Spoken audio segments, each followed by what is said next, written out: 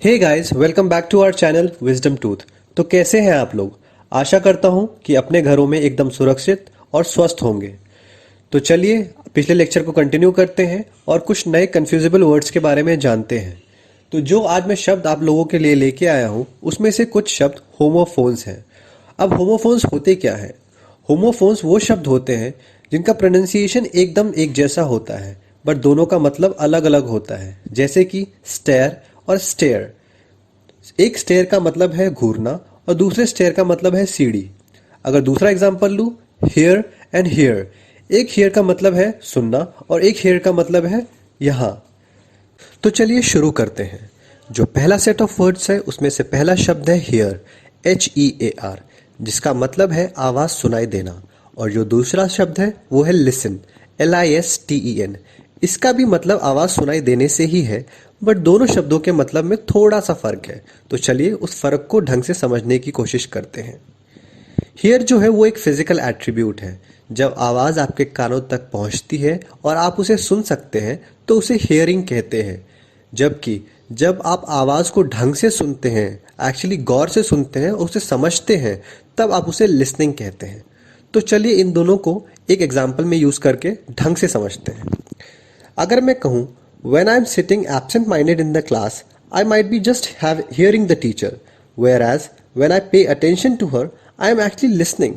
अगर इसको मैं हिंदी में समझाना चाहूं तो इसका मतलब ये है कि अगर मैं क्लास में ध्यान नहीं दे रहा तो टीचर की आवाज मुझे सुनाई तो देगी, लेकिन अगर मैं क्लास में ध्यान दे रहा हूं तो एक्चुअली टीचर की आवाज मैं सुन भी सकता हूं और उसे समझ भी सकता हूं।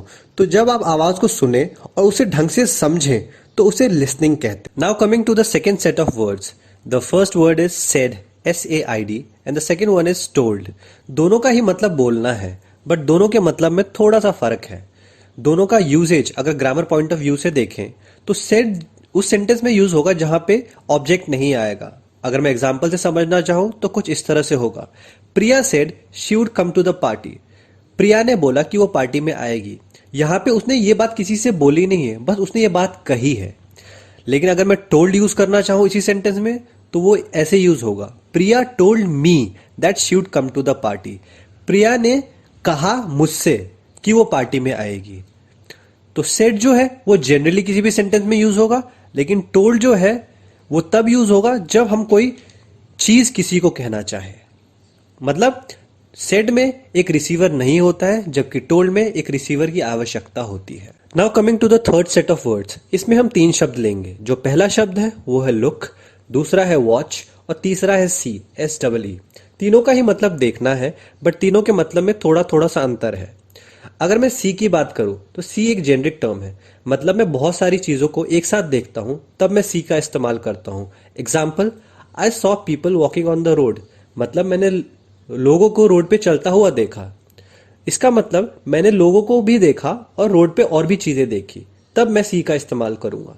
लेकिन लुक का मतलब है कि मैं एक ही ऑब्जेक्ट पे फोकस करता हूं। Example, I looked at mount Everest and found it beautiful.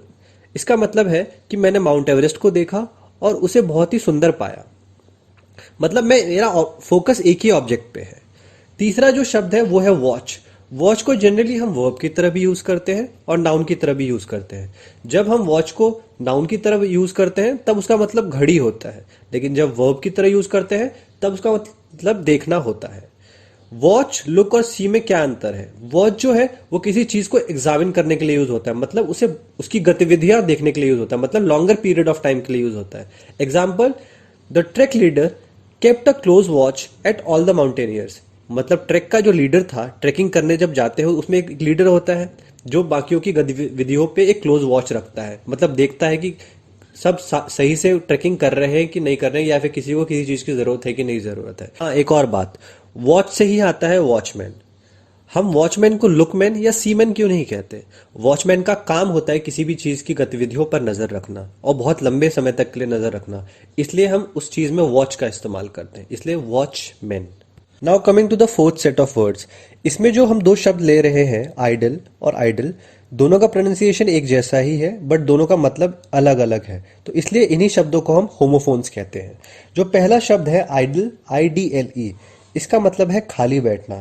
और जो दूसरा शब्द है आइडल, IDOL, एक्चुअली में ये नाउन है जिसके दो मतलब हो सकते हैं, या तो मूर्ति, या फिर जब आप किसी बंदे को एडमायर करते हो तो उसे आप अपना आइडल मानते हो। अगर दोनों को मैं एक एग्जांपल से समझाऊं तो पहले वाले के लिए एग्जांपल हम कुछ ऐसा ले सकते हैं कि राम इज सिटिंग आइडल, मतलब राम एकदम खाली बैठा है। लेकिन जब मैं कहूंगा Virat Kohli is my idol, इसका मतलब है कि विराट कोहली से मैं प्रेरणा लेता हूं। या फिर आइडल को अगर मूर्ति की तरह यूज करना चाहे तो हम बोल सकते हैं कि idol worship plays an important role in Hinduism, मतलब हिंदू धर्म में मूर्ति की पूजा एक अहम रोल निभाती है। Now coming to the next set of homophones. इसमें से पहला शब्द है सोल, SOUL, जिसका मतलब होता है आत्मा। और जो दूसरा शब्द है सोल, इसके दो मतलब हो सकते हैं। पहला मतलब ओनली, और जो दूसरा है वो हो सकता है जैसे जूतों का सोल या फिर पैर का सोल। अगर मैं दोनों शब्दों को एक एग्जाम्पल से समझूं तो पहले शब्द के लिए SOUL के लिए मैं एक एग्जाम्पल ले सकता हूं कि soul travels from one body to another, मतलब हमारी आत्मा जो है वो एक शरीर से दूसरे शरीर में प्रवेश करती है। लेकिन SOLE की बात करूं तो मैं कह सकता हूं कि being truthful is the sole purpose of my life, मतलब हमेशा सत्यवादी रहना ही मेरे लाइफ का एक अकेला पर्पस है। जो हमारे नेक्स्ट होमोफोन्स है उसमें से पहला शब्द है स्टेयर, STARE, इसका मतलब होता है घूरना। और जो दूसरा शब्द है वो है स्टेयर, STAIR, जिसका मतलब होता है सीढ़ी। ये दोनों ही प्रोनाउंसिएशन में एक जैसे ही हैं, बट दोनों का मतलब अलग अलग है। चलिए इन दोनों को एक सेंटेंस में यूज करते हैं और समझते हैं। स्टेयर, STARE को जब हम सेंटेंस में यूज करेंगे तो ये कुछ इस तरह से यूज होगा कि she gave me a stare, मतलब उसने मुझे घूरा। और जब मैं STAIR को यूज करूंगा सेंटेंस में तो कुछ इस तरह से यूज कर सकता हूं, I was walking down the stairs, मैं सीढ़ियों से नीचे उतर रहा था। तो आज के जो हमारे लास्ट सेट ऑफ वर्ड्स हैं वो भी होमोफोन्स हैं, जिसमें से पहला शब्द है देन, THAN, जिसका मतलब होता है किसी की तुलना में। और दूसरा शब्द है वो है THEN, देन, जिसका मतलब होता है इसके बाद या किसी चीज के बाद। ये दोनों शब्द ठीक वैसे ही हैं जैसे हम हिंदी में की और की का यूज करते हैं। अगर इन दोनों को एक एग्जाम्पल से समझना चाहे तो कुछ ऐसा होगा कि जब मैं बोलूं कि I am taller then my sister, तो जब मेरी सिस्टर की हाइट का और मेरे हाइट का कंपैरिजन हो रहा है तब कंपैरिजन वाली केस में हम THAN दैन का यूज करते हैं। लेकिन अगर मैं कहूं the thief punched the man and then ran away with his purse, कि चोर ने पहले मैन को मुक्का मारा उसके बाद उसका पर्स छीन के भाग गया, तब इस चीज में THAN देन का यूज होगा। तो आई होप आप लोगों को ये सारे कंफ्यूजेबल वर्ड्स के मतलब अब अच्छे से समझ आ गए होंगे। आप लोगों को ये भी पता चल गया होगा कि होमोफोन्स होते क्या है। तो चलिए आज का वीडियो हम यहीं पे समाप्त करते हैं। आई होप कि आप लोगों को मेरा वीडियो अच्छा लगा होगा। अगर अच्छा लगा है तो आप लाइक कीजिए, शेयर कीजिए और सब्सक्राइब कीजिए। Thank you so much.